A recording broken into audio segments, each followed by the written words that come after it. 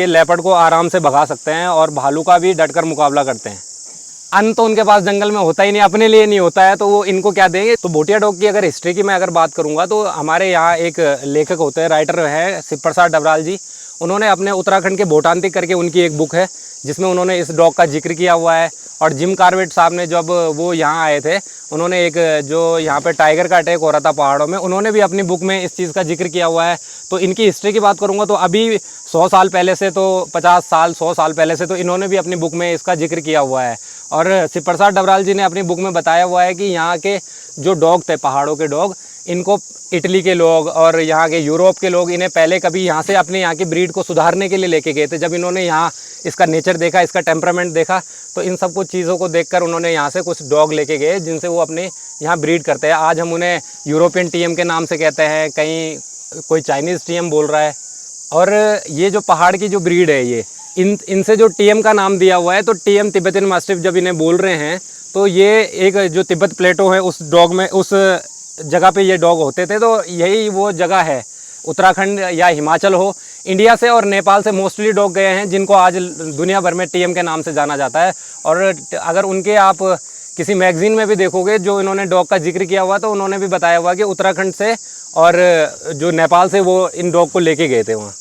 फिर उन्होंने उसका ब्रीडिंग का काम शुरू किया है और आज दुनिया भर में वो टीएम के नाम से जाना जाता है। भोटिया डॉग जो होते हैं मालिक के लिए जान क्यों देते? ये जो भोटिया ब्रीड है, इसको जो चरवाह लोग हैं जिनकी जंगल में बकरियां हैं, गाय भैंस है, वो अपने जानवरों को बचाने के लिए इन डॉग को अपने साथ रखते थे।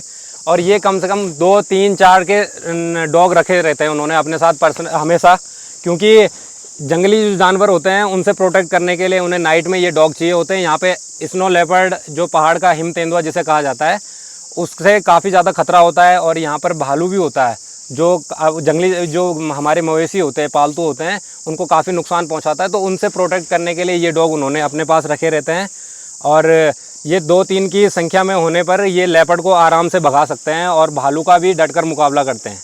और शेफर्ड लोगों के साथ जो इनकी लाइफ होती है वो सबसे अच्छी होती है, क्योंकि ये वहाँ पर फ्री होते हैं और ये कोई बंदिश में नहीं होते हैं। वहाँ पर पूरा जंगल इनके लिए घूमने के लिए होता है और वहाँ पर इनको रोटी ज़्यादा खाना भी ज़रूरत नहीं होती है, क्योंकि ये जो उनके साथ बकरियां होती है, बकरी हो, गाय भैंस हो, वो जंगल में जो चारा खा के आती है और उसका जो उनका मिल्क होता है, उसे थोड़ा बहुत दूध पीकर या लस्सी दही पीकर ही उसमें मस्त होते हैं। और ये कई महीनों तक तो अन्न तो उनके पास जंगल में होता ही नहीं, अपने लिए नहीं होता है, तो वो इनको क्या देंगे, लस्सी पे और दही पर ये ज़्यादातर पलते हैं। और बहुत ही अच्छे, बहुत ही ह्यूज साइज़ इनका होता है वहाँ पर। तो इसके लिए ऐसा कहना, मतलब इनके लिए कुछ ऐसी डाइट नहीं है कि जो आप कहें कि इनके डाइट पे ही ये बनेंगे। ये इनका ब्लड है, ये ऐसी बल्कि होते हैं और इनको खाने की ज़्यादा ज़रूरत नहीं, प्यार की ज़रूरत होती है और ओपन माइंड होते हैं और ओपन ही रहना चाहते हैं। मेरा नाम है अखिलेश रंगवाल और मैंने डॉग का जो यहाँ पर इनका प्रिजर्वेशन का काम किया है टिहरी गढ़वाल के चंबा रानी चौरी में किया हुआ है। और मैंने यहाँ पर कम से कम 18 से 20 भोटिया डॉग रखे हुए हैं, जो कि मैंने पहाड़ों से अच्छे शेफर्ड लोगों से कलेक्ट करके रखे हुए हैं यहाँ पर। और कुछ डॉग वो हैं जिनकी मैंने यहाँ पर ब्रीडिंग करके पपी तैयार कर रहा हूँ। Thank you.